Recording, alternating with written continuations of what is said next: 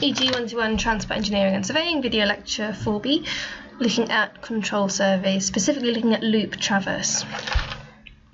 I want to cover errors and precision first of all, because you'll have noticed in the first surveying exercise that we are trying to be very, very precise in all of our measurements. When you move on to the total station exercises in Practical 2, you will see that we're trying to achieve an incredible level of accuracy. We want to get to within a couple of seconds accuracy. Now, consider that there are 60 seconds in a minute and there are 60 minutes in a degree. You can get an appreciation for exactly how minute that measurement is. So it's important to talk about errors with the right language. Let's first of all define precision and accuracy. And we need both of these, and they're not the same. Precision is about the repeatability of measurements. Can you achieve the same measurement again and again? Are you being precise in your methodology? Is your equipment accurate enough to be able to get those repeatable measurements? We can check precision by doing lots of observations and seeing if they're grouped together.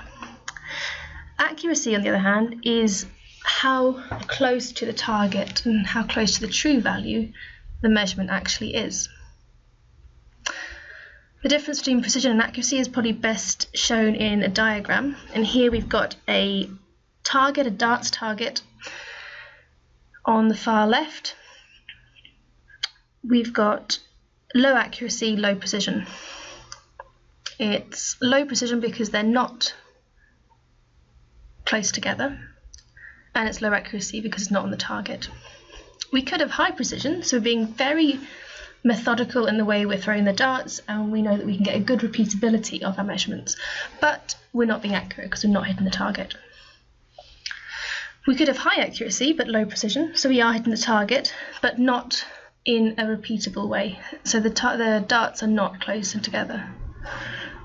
What we're aiming for is both. We want high accuracy and high precision. We want to be measuring the true values and being able to get repeatable measurements that are always the same value and all very close to that value. That gives us confidence that we are taking the right sorts of measurements.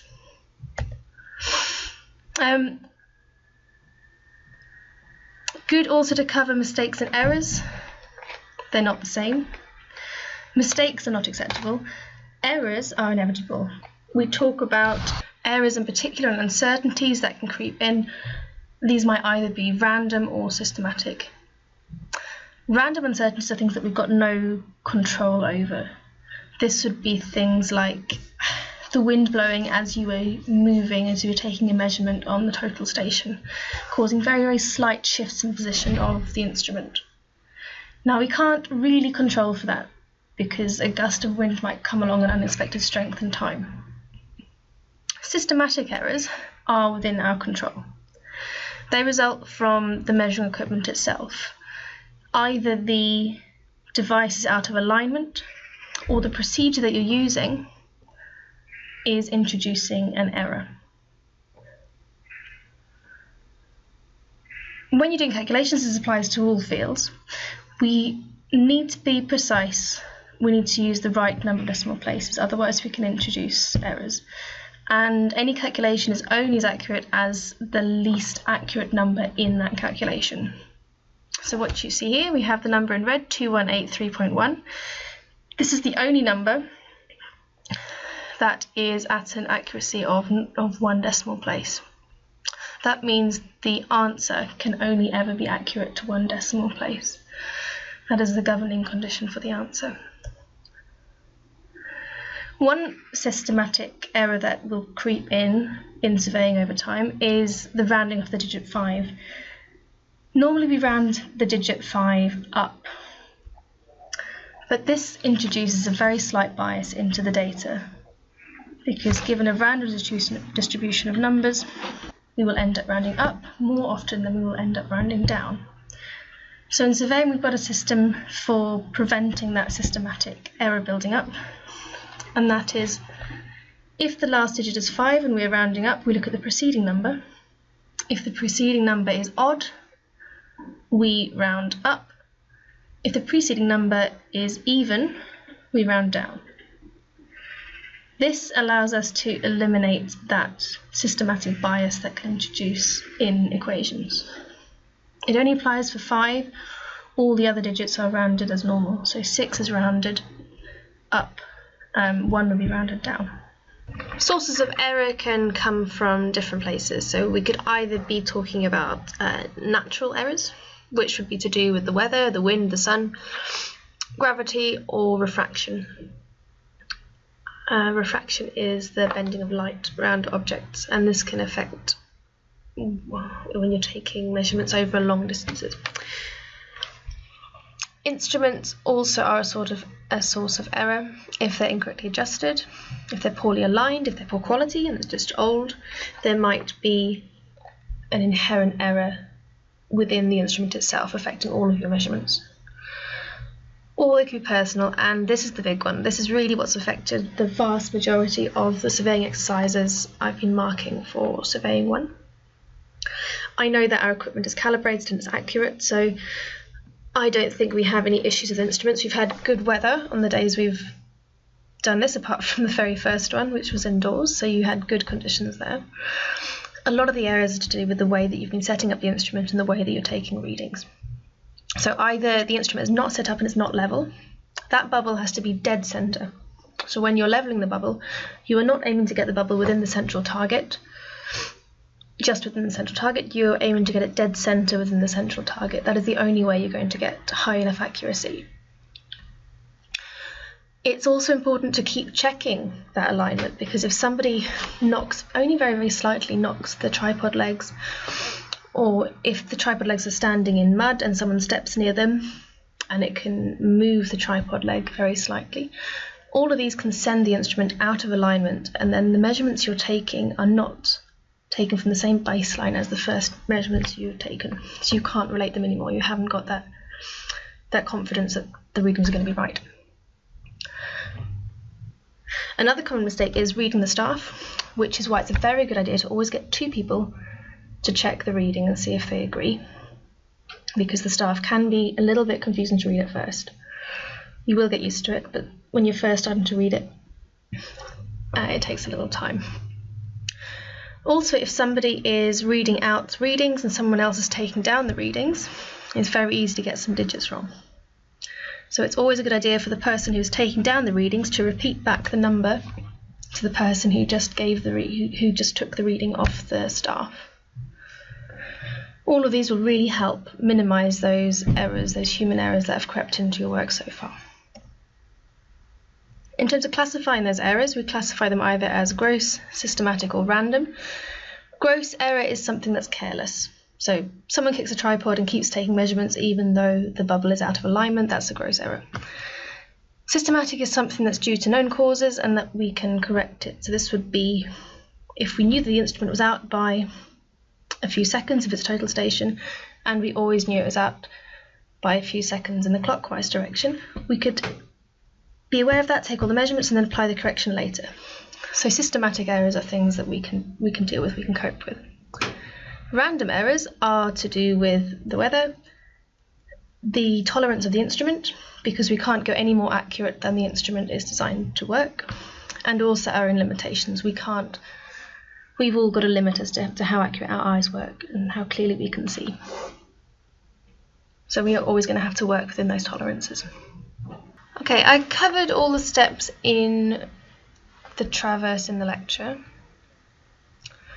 So rather than repeat all of this, I'm going to go through another example and show you how to apply it all.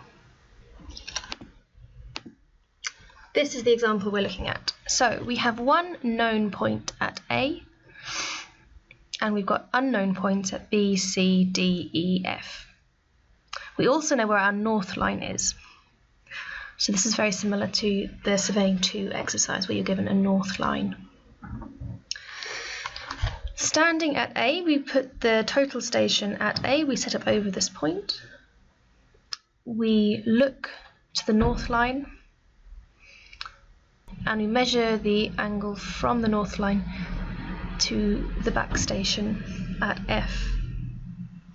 We measure this angle both on face right and face left, and we take an average. Then, moving clockwise, we measure the next angle. We want to measure the angle between AF and AB.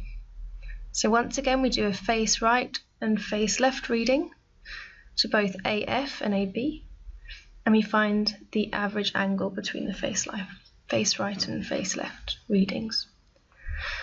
We then move clockwise around the traverse, and at each of these stations we do the same thing. We look to the back station, we look to the fore station, and we measure that angle in between those two stations, on face left, on face right, and take an average. The last measurement we take will be at F, and then we have all the angular information. At each station we've also taken the distance. We're using the EDM to measure the distance between each of these stations, and we'll also do that on face right and face left. The first step is to determine angular misclosure.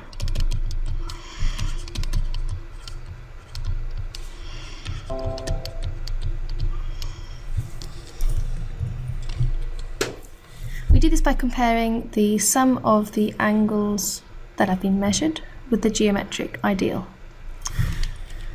So the sum of the angles that were in the diagram on the previous view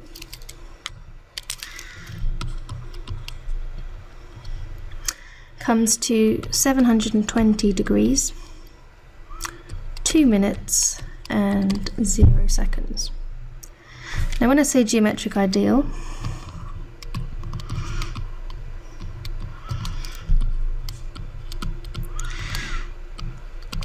we need to work out what the ideal sum of angles in that shape would be, and we have a formula for that.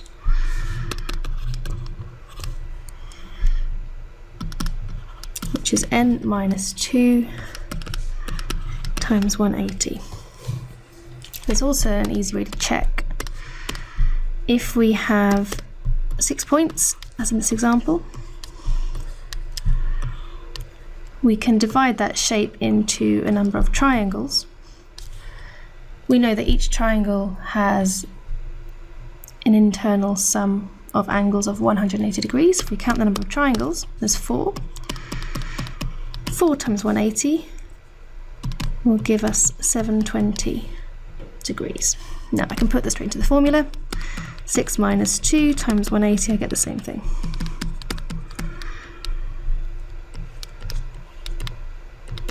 So that is what the angles should measure up to if we had been completely accurate with our equipment and our measurement technique. We should get bang on this value. Because there are always errors, all the errors I mentioned before, it's very unusual to do that, especially if you're doing a large traverse exercise. So what we do, we check whether that error is acceptable or not. The misclosure itself is going to be equal to the sum of the measured angles minus that geometric ideal. So we end up with a misclosure of 2 minutes. Now, is that acceptable? We can check by working out what the allowable misclosure is.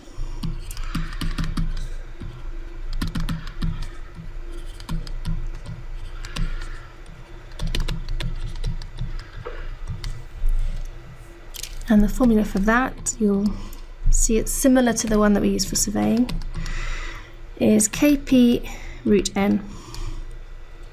Now,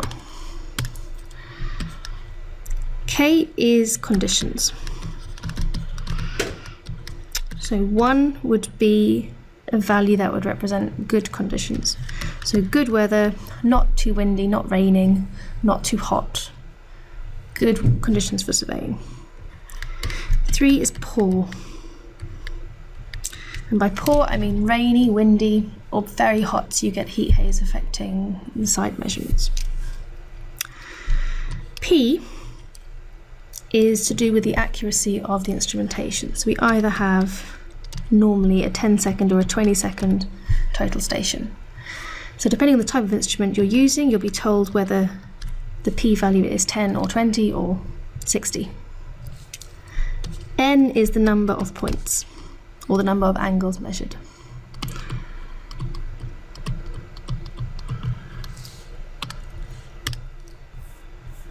So in this case, we've got the allowable misclosure is going to be equal to, let's say we've had poor conditions. So 3, we're using a 20-second total station, and we've got 6 points. So 3 times 20 times root 6 is 147 seconds. This is the allowable error. This is the tolerance that we're allowed to go up to.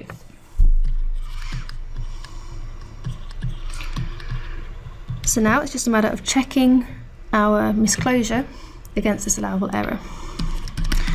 Now, since the misclosure was 2 minutes, which is 120 seconds, that is less than 147. Therefore, this survey is acceptable.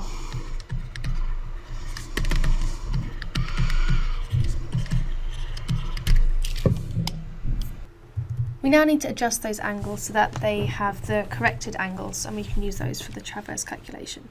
We've not begun the traverse yet, there's a lot more to do. We've assumed that that error is evenly distributed amongst all of those angles, because we don't know where the error was accrued. It could have been at the first station, the last station, we don't know. So we divide that error equally. We've got a misclosure of 2 minutes. That's got to be divided equally between all 6 angles. So the misclosure is 20 seconds per angle.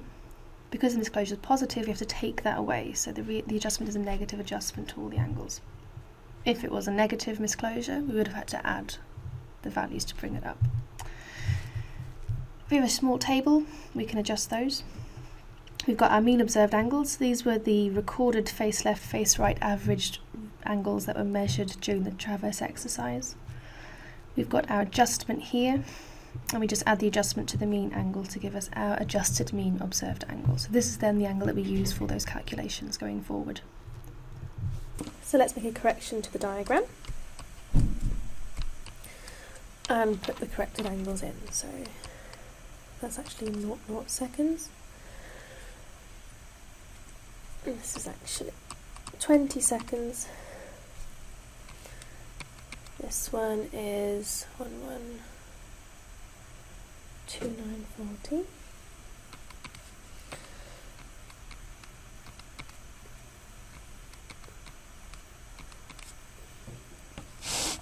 One 3620 goes to 130.3600. 1294920 goes to 129. This just goes to 00. And 95 degrees 20 seconds just goes to 95 degrees. We can now start to fill in our traverse booking sheet. Now, it's very long. There's lots of parts to fill in. But the good thing is there's a very standardised way of doing the calculations, and as long as you know the methodology, it becomes dead simple. You'll see that each of these horizontal lines are divided into groups of 3. This is because each one is based at a certain station. So the central line, we will put the angle of the first point.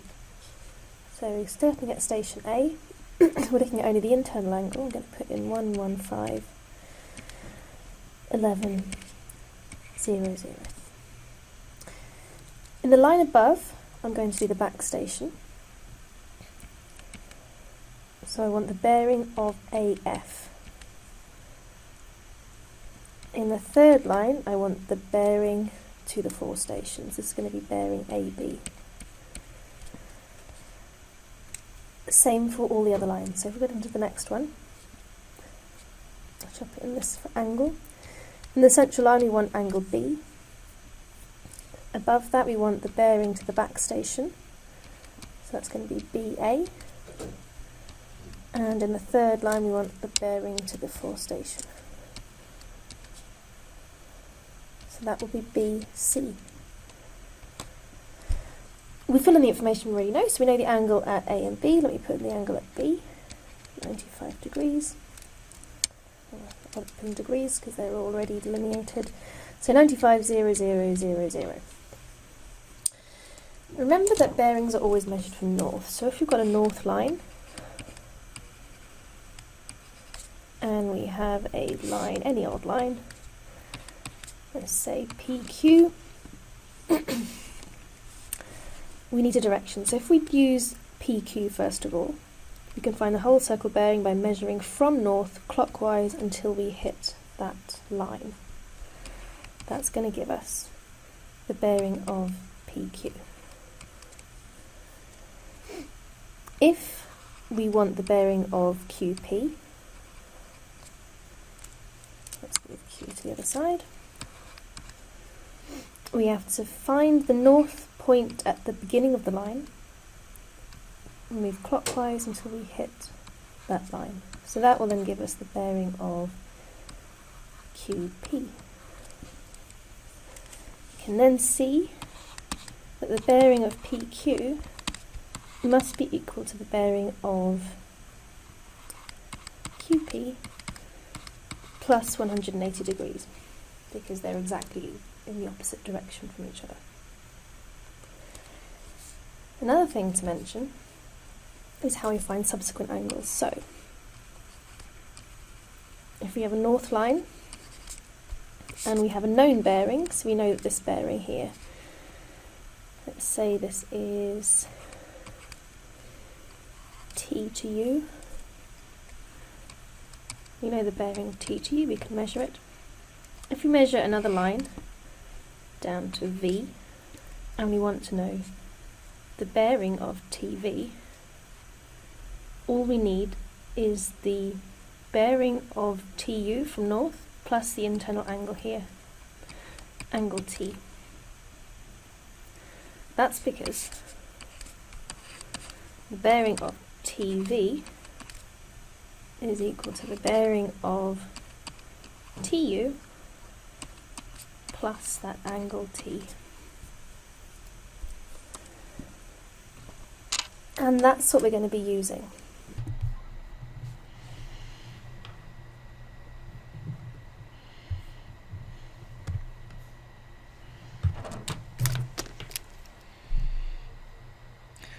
So we're going to use both of these rules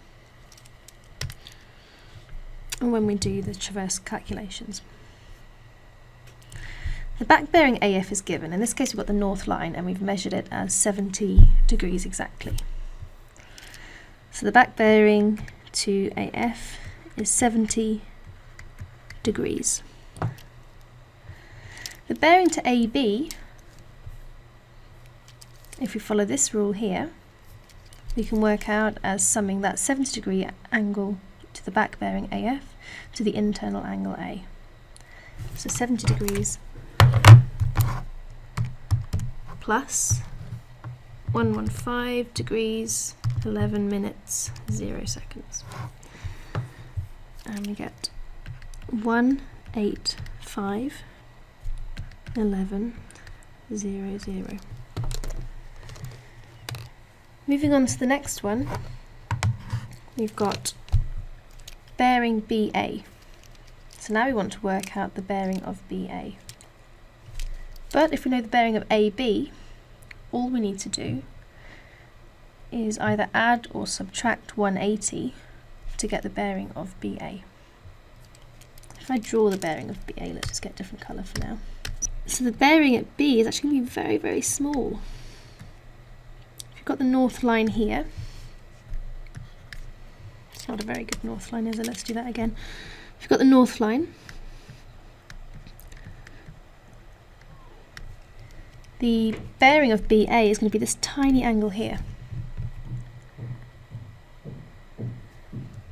And bearing of AB was this angle here.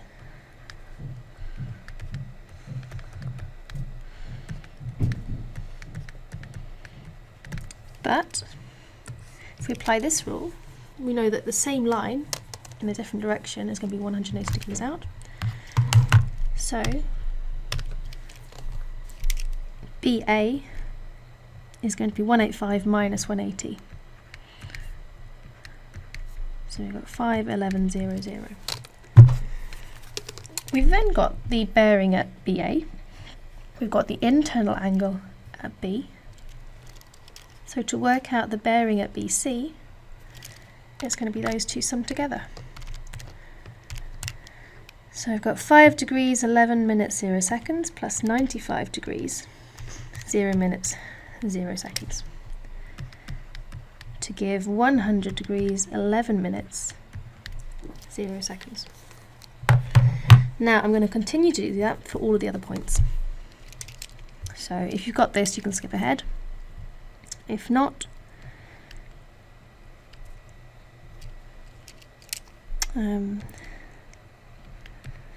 you can watch me do more. So the third one, we've got sitting at C, we're taking the back bearing to CB, we're looking at the angle C, and we're taking the forward bearing to D. CB I can find because it's going to be 180 different from 100 degrees 11 minutes 0 seconds. So I add 180 degrees to that. 280 11 0 0. My angle at C is 12949 0 0.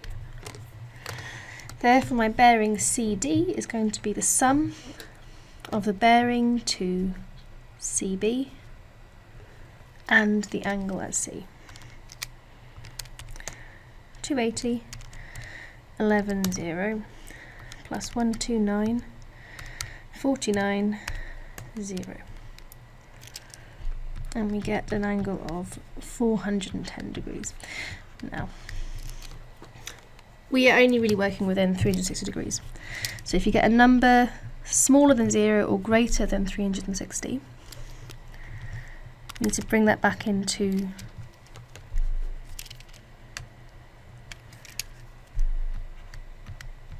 degrees between 0 and 360.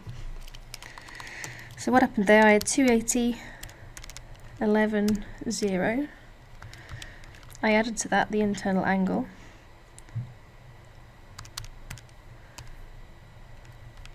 I ended up with 410 degrees, but 410 degrees is bigger than 360 degrees. Therefore, subtract 360 degrees to bring it back into a value that's within a circle.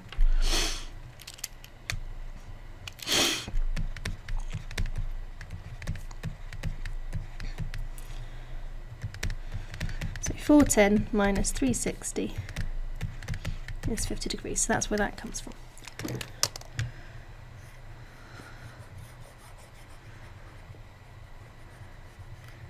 So you'll see we're doing the same sort of thing, we're doing a similar operation each time. This is the back bearing plus the angle.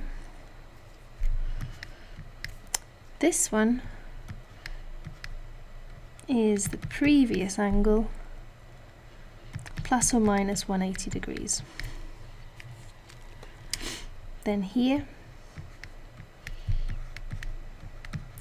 phi BC is equal to phi BA plus the angle B, and this one here, phi CB, is equal to phi BC plus or minus 180.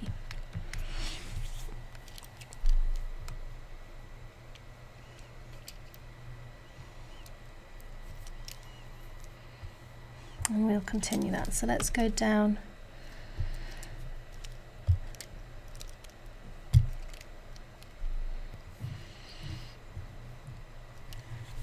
and do this more. We're going to now go to D. The back bearing is going to be DC, the forward bearing is going to be DE. The angle at D is 130 36 0 0. The bearing DC is 230 0 0. because it's 50 plus 180. And then the angle at the bearing, sorry, at DE is going to be 230 degrees plus 130, 36, 0, which gives 360, 36, 0, 0. Because this is over 360, I need to subtract, and we end up with 36 minutes. Check back, and if you look and see the orientation of DE, you'll see it is almost vertical, so it makes perfect sense that that angle is going to be very, very small. You always want to check back and make sure that the angles that you're calculating bear some relation to the diagram that you have of your traverse. If I ended up with a DE bearing of 90 degrees, a quick look at my diagram shows you that this clearly is not, it clearly doesn't have a whole circle bearing of 90 degrees because it's nearly vertical. It has to be a very, very small amount.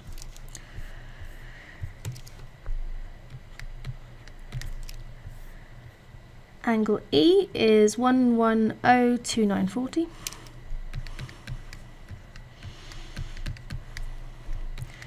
Bearing ED is 180 added to the previous bearing. And the bearing of EF is the sum of the bearing ED and the angle E.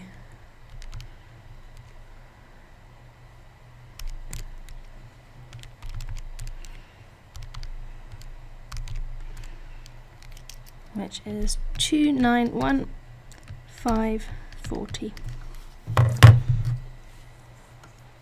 So you see repeating these two operations again and again. The angles are known because we've worked them out as the averaged face left, face right angles that have been measured at the points. They have been corrected for angular disclosure. So all we're doing is doing two repeating operations. Either adding the back bearing to the angle to get the forward bearing, or adding or subtracting 180 from the forward bearing to get the next back bearing from the next station. Let's do the final point, point F. We've got an angle of 138.5420, 138.5420, bearing FE, and bearing FA, going back to our original starting point. So to work out the back bearing FE, we take the bearing EF and reverse it by 180.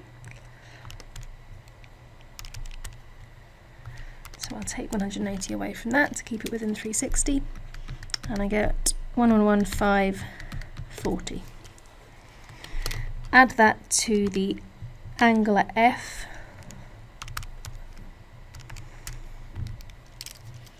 and we get 250.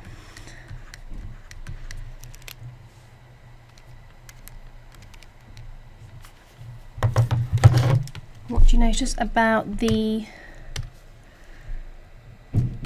first point and the last point? They are the reverse of each other. So what we should get, if we've done all our corrections properly, if I put 250 in and I subtract 180, I get 70 degrees. So I've now got a nice closed, accurate traverse. Good, so let's go and carry on.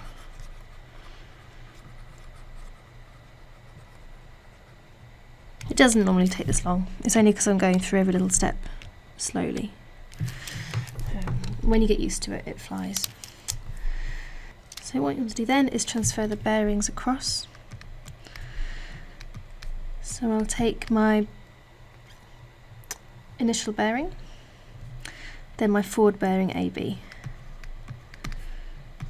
We're not worried about transferring the angle. And then take the forward bearing of BC and the forward bearing of CD. backward bearing of DE and the forward bearing of EF and the forward bearing of FA.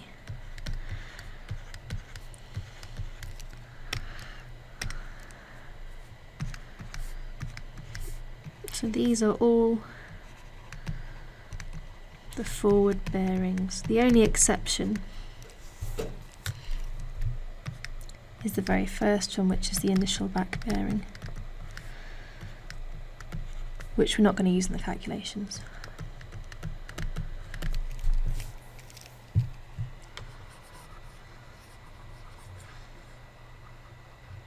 So we now need to transfer the distances. 429.37. The distance from B to C is 656.54. C to D is 301.83. D to E is 287.40. E to F is 526.72. F to A is 372.47.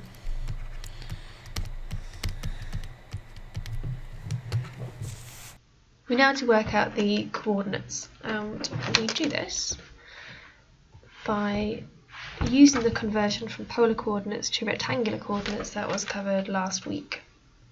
So if we know the position in eastings of A, we've measured a distance from A to B, and we know the bearing at AB, we can use this equation to work out the easting at B.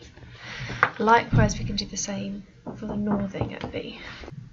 We can show that graphically on a little graph, and here we are.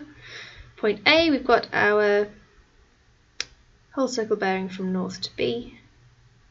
We've measured our distance AB, and that gives us all the information we need to find those coordinates EB and NB.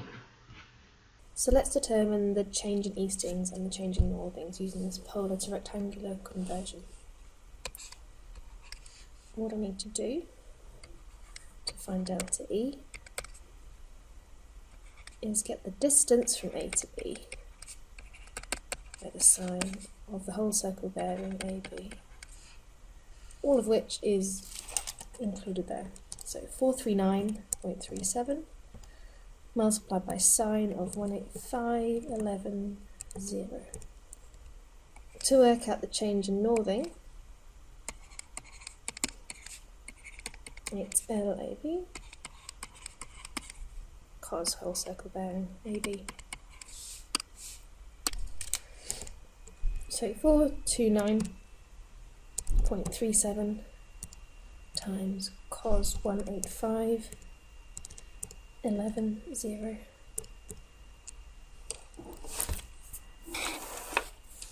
And we get minus 427.614. Now I may as well take off the last digit actually, because we can't be that accurate. We're only working with an accuracy of 2 decimal places in the distance, so it's only worth giving these calculations to 2 decimal places. Get rid of all of this. So we do the same thing for every row in these 2 columns. It's always the same operation.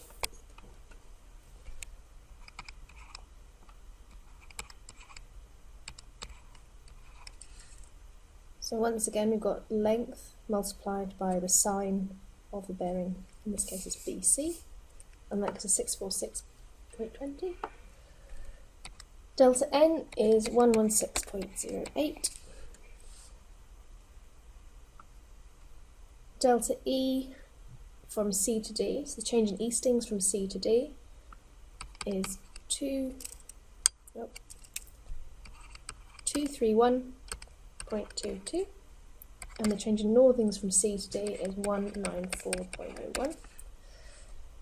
Moving from point D to point E, the change in eastings works out as 3.01, and the change in northings works out as 287.38.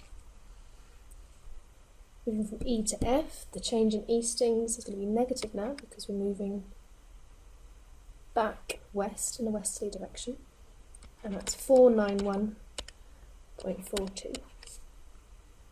And we're going up by 189.57. Finally, going from F to A back to our start point, change in eastings is minus 350.01, and the change in northings is minus 127.39. Let's have a quick look at some of these and compare them to the diagram. Starting at A, moving down to B, we are going very slightly west, and we're going quite a long way south. This makes sense. If we're going in a westerly direction, we're going to have a negative. So this direction is positive, this direction is negative. Likewise for northings, it's the same. So if we're moving north, it's positive. If we're going south, it's negative. So we're going west slightly and we're going south a lot. So this change in eastings and this change in northings makes sense from going from A to B. Going from B to C, we can again see this logic going on here. We're moving 646 metres in an easterly direction, positive, and we're moving a smaller amount in a southerly direction. We're moving 116 metres in a southerly direction. Always, I know I'm going on about this, but you should always relate what your calculations are back to your diagram. It's very easy to introduce a small error, even if you type the wrong number into the calculator halfway through. If you just mechanically plod through the calculations without thinking, you can build up really large errors, which waste a lot of your time. As you go through, just do a reality check. Okay, C to D. I'm going east and I'm going north, roughly about the same sort of distance. And sure enough, we're going east and we're going north, because both of these values are positive, and they're around the 200 mark. So it makes sense. And that gives me a degree of confidence that I'm doing the calculations correctly. We now need to work out the adjustments. Just like we had angular disclosure and we didn't have the correct angle because of small mistakes that were made during the traverse exercise, and we have to correct those angles, we have to do the same with the linear measurements. So let me move down. So step 4 is determination of linear disclosure.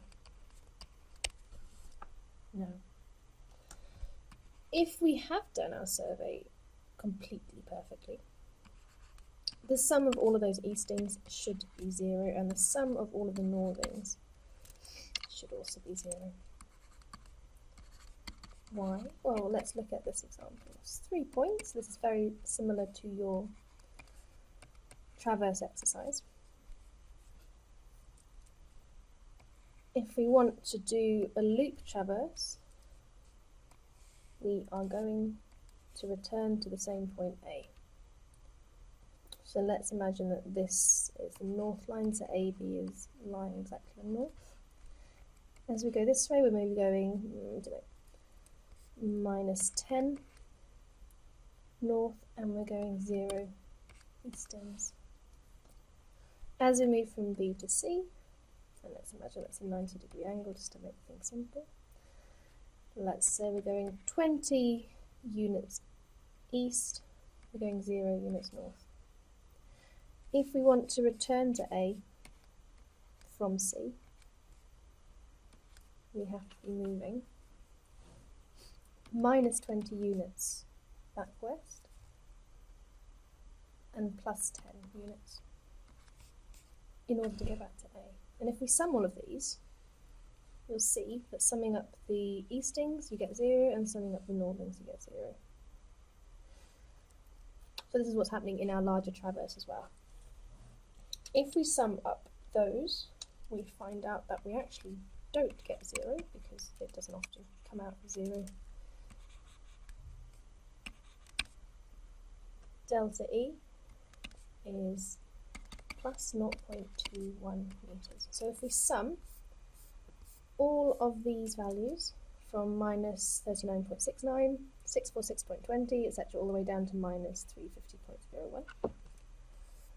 We don't get 0. That means that we've got a misclosure in the easterly direction of 21 centimetres. Likewise, we do the same for the north. So we sum up all the ones in the delta n column. We should end up with 0 if we've done accurately, but if we haven't, we get a misclosure. And in this case, we've got a 12 centimetre misclosure. We express this as little e 0.21 and e little m. Our linear misclosure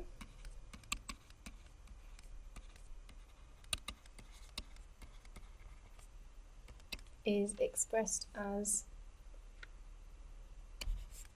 the root of e little e squared plus e little m squared. So in this case it comes out as 0.241.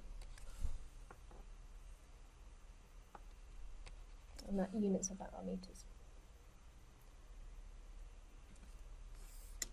The fractional linear misclosure gives us an indication of how accurate we've been. So the fractional linear misclosure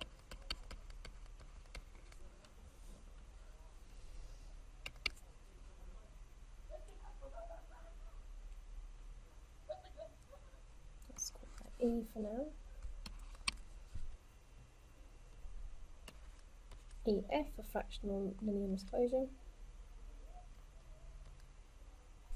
We take the misclosure value, so 0.241, and divide that by the total length of the traverse legs, so by the sum of L. That's found by just adding up all of the distances in the distance column, and that will be the total traverse length. So that works out as 2574.33.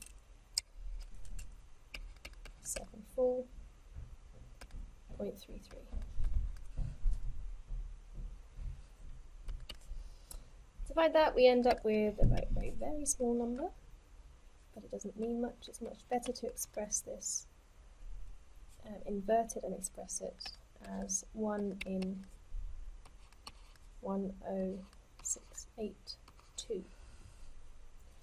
To get from here to here, you just invert the number, raise it to the power minus 1.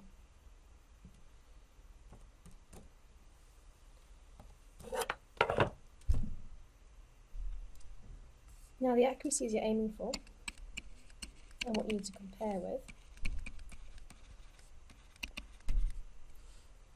we've got precise, which is 1 in 50,000 or better. General accuracy, which is 1 in 5,000, and anything up to 1 in 500,000.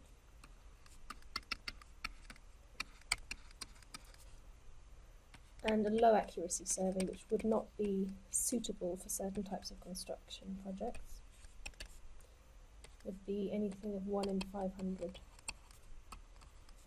up to 1 in 5,000. So if we've got a linear misclosure of 1 in 10,682, we have a general accuracy, so that's okay for what you're trying to do. If you end up with a low accuracy, it's probably necessary to do the survey again if you were doing this in a job where you're doing it for real.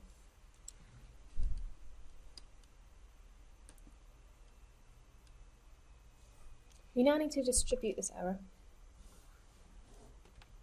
We've got this total error of 0.241.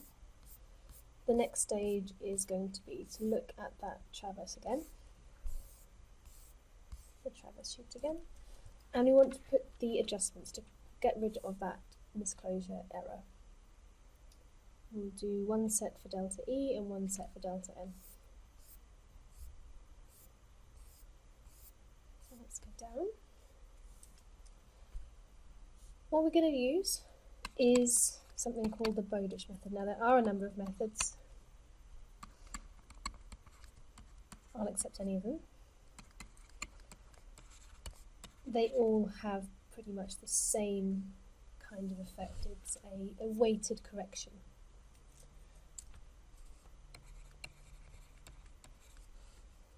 So the Bowditch method is delta E, or delta N, is equal to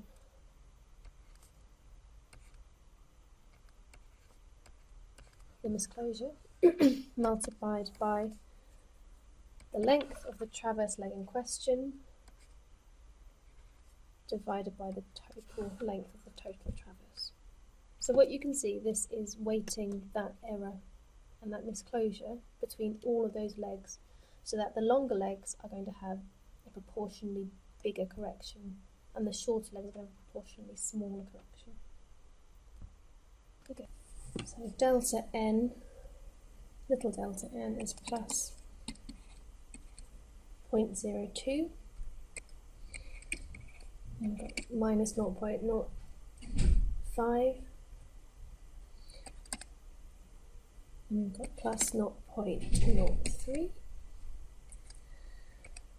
minus 0.03, plus 0.01, minus 0.02, plus 0.01, minus 0.04, plus 0.03, and minus 0.03, plus 0.02. You can see if we compare, let's say, a longer easting, so BC to CD, which is much shorter. BC, which is the longer dimension, has got a bigger correction than CD, which is a shorter correction, because this has been the weighting effect of the Bowditch formula. Now the final step is just taking the coordinates that we know, which are given at A. So the coordinates of A are 500 and 1000. That's station A. And then for each of the subsequent stations,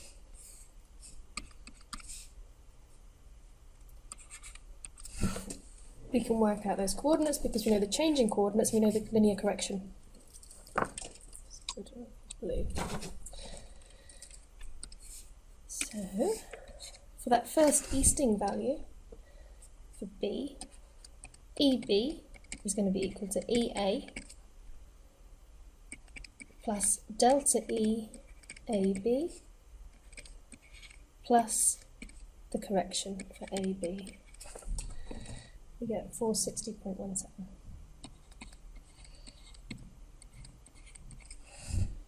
Now we've got the same approach for the northing. We take the northing at A, which we know. We take the change in northing from A to B, which we know is 427.61. And we add that linear correction of 0.02. And we come up with 572.41. And now we just repeat. So 460.17 is our easting at B. We add the change in easting from B to C, which is 646.2. And we add on that adjustment, which is minus 0.05. 1106.32.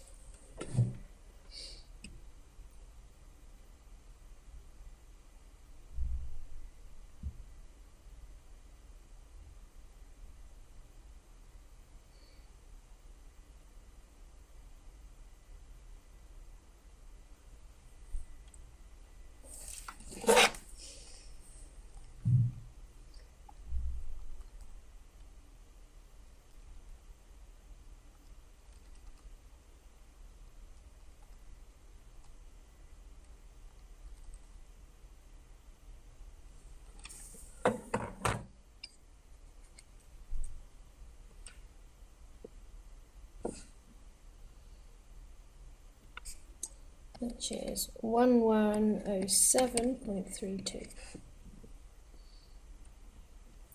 For the northing it's the same, so in this case, hopefully you're following, but I'll write it out just in case not.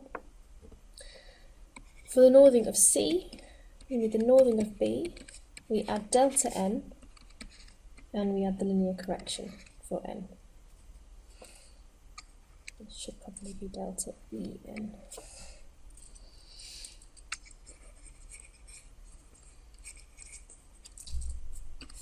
Which comes out as 456.360. So I'll fill in all the other values. You should check these for yourself.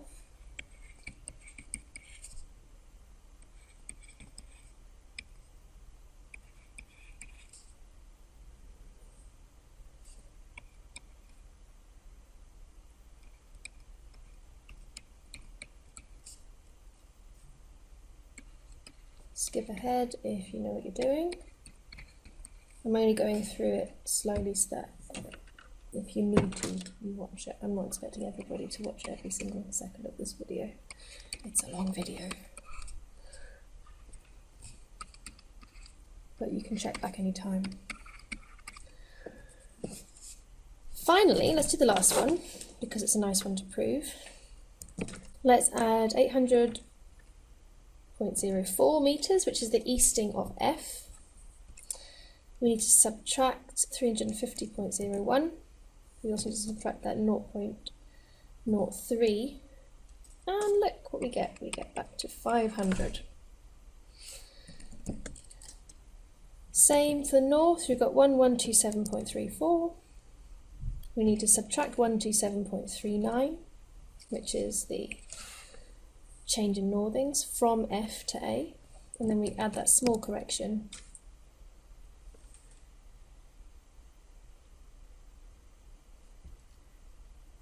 Oops. 37.